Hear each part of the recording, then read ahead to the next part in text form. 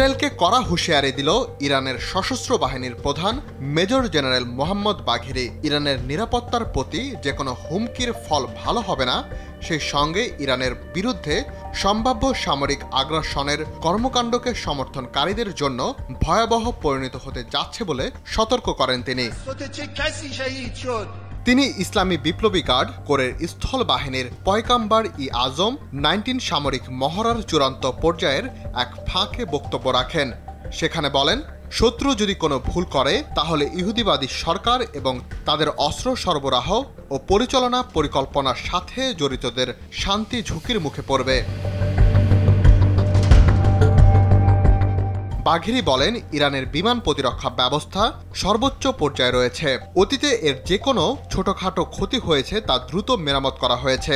তার মতে, ইরানের সামরিক বাহিনী আক্রমণাত্মক অভিযানের জন্য সম্পূর্ণ প্রস্তুত। ক্ষেপণাস্ত্র উৎপাদন কোনো বাধা ছাড়াই উচ্চ মানের অগ্রগতি করছে।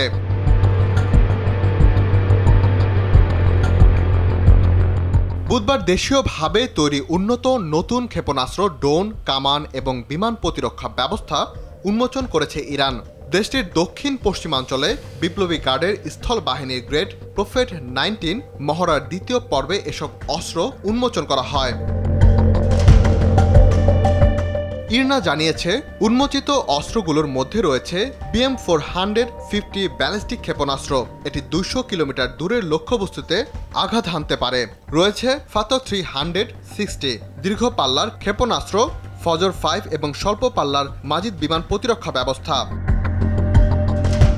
এছাড়া নতুন ড্রোনগুলোর মধ্যে রয়েছে উন্নত ইঞ্জিন সহ মোহাজের 10 এবং মোহাজের 6 কৌশলগত ড্রোন এবং গোলালে ডালাহু এবং শাহু ডেস্ট্রয়ার ড্রোন সহ বিভিন্ন কামিকাজি ড্রোন।